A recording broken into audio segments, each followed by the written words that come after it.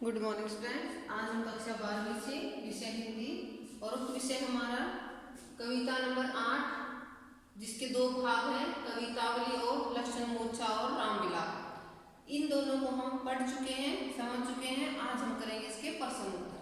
प्रश्न नंबर 1, कवितावली के उद्धृत छंदों के आधार पर स्पष्ट करें कि तुलसीदास को अपने अपने युग की सामाजिक अथवा आर्थिक विषमता की अच्छी समझ थी, क्योंकि उन्होंने अपनी कविता में, अपनी जो सभी कविताओं में उन्होंने समाज की जो घटनाएं थी उनके बारे में वर्णन किया।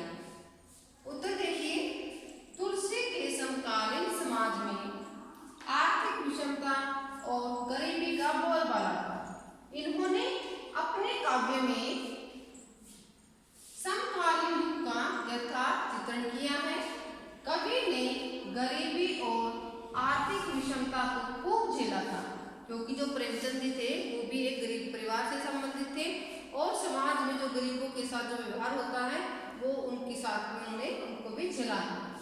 इसलिए उन्होंने उसके सजीव चित्र उकेरे, यानी जब हम उनकी काव्य को या फिर उपन्यास कहानियों को पढ़ते हैं तो हमें बिल्कुल सच्ची घटनाएं लगती हैं कि उस युग में किसान के पास खेती नहीं थी, भिखारी को भीख नहीं मिलती थी, न ही व्यापारी के पास व्यापार था और न ही नौकर के पास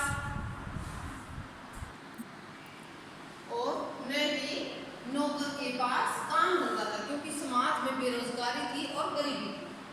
समाज के सामने आर्थिक विषमता और गरीबी ही मुख्य समस्या थी। यहाँ तक कि समाज में लोग अपने पेट की आग मिटाने के लिए अपने बेटे बेटी को भी बेच देते थे। यहाँ पर जो कवितावली में कवि ने गरीबी और बेरोजगारी का वर्णन किया था, ये उसी के आधार पर, क्योंकि जो तुलसीदास जी थे इन्होंने अपने जीवन में जो कुछ झेला था, जो इन्होंने महसूस किया था समाज में, जो उनके साथ जैसा व्यवहार हुआ था उस समय, तो क्योंकि उनके साथ जो प्रैक्टिकल हुई थी ये बातें, तो इसलिए इनकी जो रचनाओं में हमें ऐसा लगता है कि ये बातें जो बिल्कुल वो सच्ची हैं।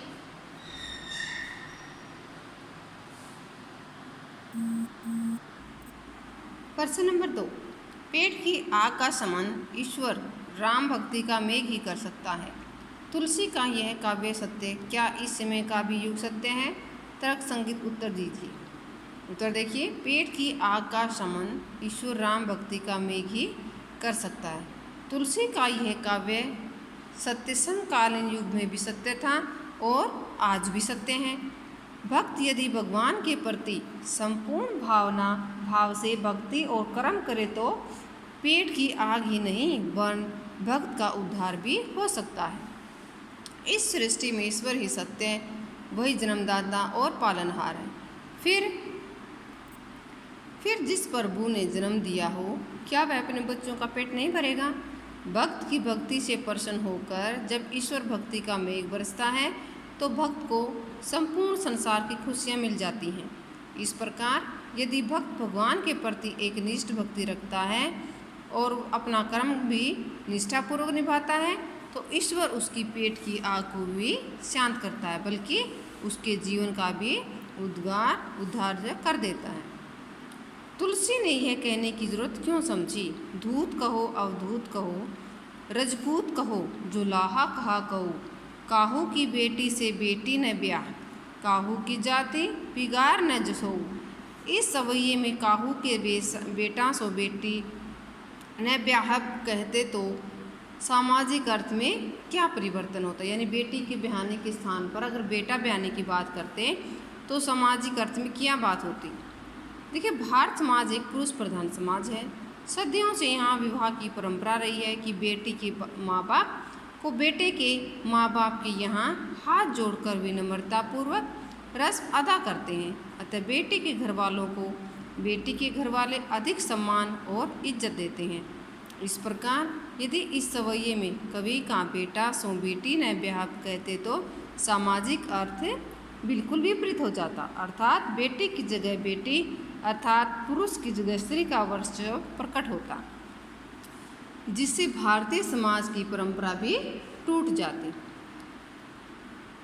प्रश्न नंबर 4,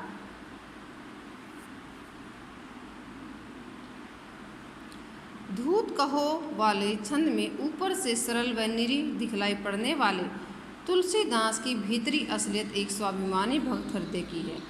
इससे आप कहाँ तक सहमत हैं?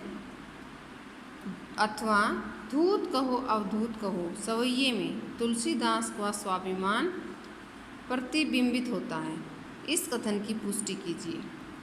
तुलसीदास जी आदर्शवादी चेतना के कवि हैं। बचपन से उनमें स्वाभिमान की भावना कूट कूट कर भरी हुई है। जन्म देते ही माँ बाप ने उनको त्याग दिया था। उनका जीवन अत्यंत कठिनाइयों में व्यतीत हुआ। बाद में रत्नावली से शादी करने पर भी उन्हें फटकार मिली। तुलसी जी ने अपनी पत्नी की एकमात्र फटकार से दुनिया से वैराग्य ले लिया था और वे एक निष्ठ भाव से प्रभु राम की भक्ति में लीन हो गए थे। इस प्रकार उनका संपूर्ण जीवन दर दर भटक कर व्यतीत हुआ, लेकिन वे कभी किसी के सामने गिड़गिड़ाए नहीं। उन्होंने समाज में जो प्रचलित जाति पाति धर्म का खुलकर विरोध किया था। वास्तव में वे बाहर से सीधे साधे और सरल दिखते थे, लेकिन अंदर से वो एक स्वाभिमानी भक्त हृदय वाले व्यक्ति थे।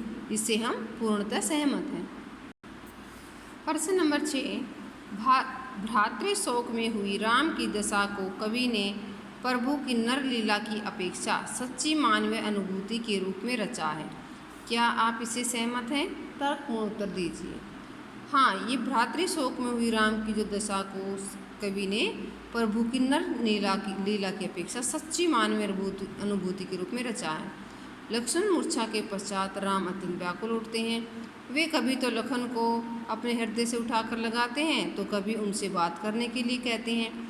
लक्ष्मण के बिना राम फूट फूट कर रो रहे हैं। वे लक्ष्मण से कहते हैं कि यदि मैं जानता कि वन में भाई को खोना पड़ेगा तो मैं अपने पिता दशरथ के वचन को भी नहीं मानता। राम कहते हैं कि संसार में सुख धन संपत्ति भवन परिवार तो बार बार मिल जाते हैं, लेकिन लक्ष्मण जैसा भाई नहीं मिल सकता। वे सोच रहे हैं कि जब मैं अयोध्या में जाऊंगा तो वहाँ पर क्या मुँह लेकर जाऊंगा। सब यही कहेंगे कि राम ने अपनी पत्नी के लिए अपने भाई को न्यौछावर कर दिया और इस संसार में उनको कलंक लेकर जीना पड़ेगा। यहाँ तक कि राम एक पत्नी अर्थात सीता की हानि को विशेष नहीं मान रहे, जबकि अपने भाई लक्ष्मण के लिए वो फूट फूट कर रो रहे हैं। प्रश्न नंबर 7, शोकग्रस्त माहौल में हनुमान के अवतरण को करुण रस के बीच वीर रस का आविर्भाव क्यों कहा गया है? अथवा शोक के वातावरण में हनुमान के अवतरण का क्या प्रभाव पड़ा था? लक्ष्मण मूर्छा के पश्चात जब माहौल शोकग्रस्त हो गया था, क्योंकि सबको जो राम विलाप कर रहे थे तो पूरी सेना भी दुखी हो गई थी। राम लक्ष्मण को अपने हृदय से लगाकर फूट फूट कर रो रहे थे। इसके साथ ही भालू वानर सब जो राम की सेना थी वो अत्यंत दुखी थी। यहाँ तक कि राम सेना का प्रत्येक प्राणी वीर शोक मगन था। श्री राम तो सामान्य मनुष्य की भांति करुणावस्था में पहुंच चुके थे। वे बार बार लक्ष्मण को देखकर उनकी बातें याद कर रहे थे। जैसे ही हनुमान संजीवनी बूटी लेकर आए, शोक सभा में पहुँचे तो वे पूरा का पूरा पर्वत ही अपने हाथ में उठाकर ले आए। हनुमान को देखकर राम और समस्त जन थोड़े खुश हुए। तत्शीघ्र ही व्याध जी ने लक्ष्मण का इलाज किया, उसे संजीवनी बूटी पिलाई तो लक्ष्मण हर्षित होकर उठ खड़े हुए।